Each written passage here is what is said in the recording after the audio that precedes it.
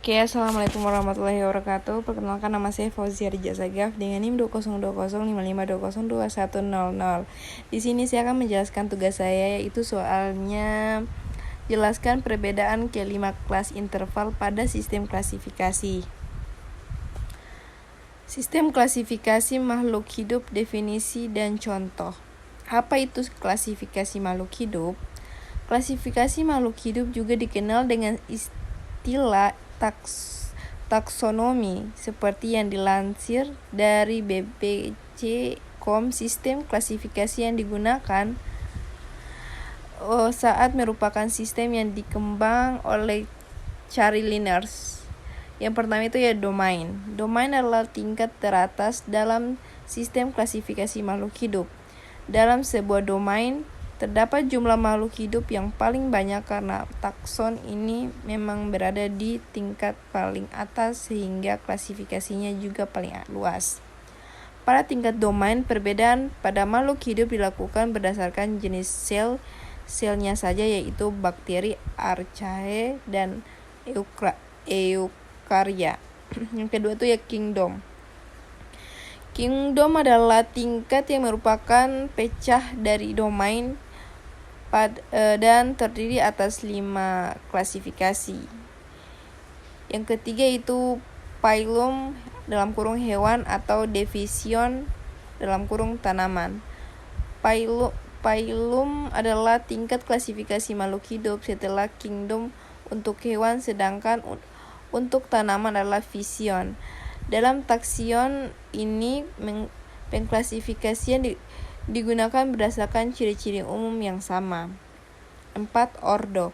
Ordo adalah klasifikasi makhluk hidup di level berikutnya setelah kelas dan merupakan pengelompokan bagi hewan dan tanaman yang lebih spesifik lagi.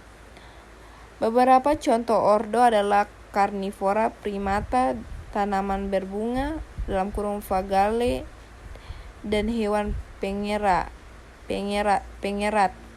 dalam kurung orden. Yang kelima itu familia.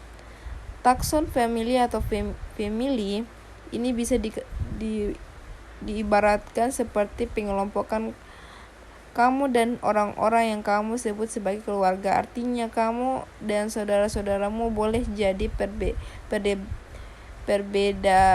berbeda-bedaan, tapi ada cukup kemiripan yang membuat kalian bisa disebut sebagai keluarga yang sama. Nah, hal yang sama juga berlaku dalam dunia makhluk hidup.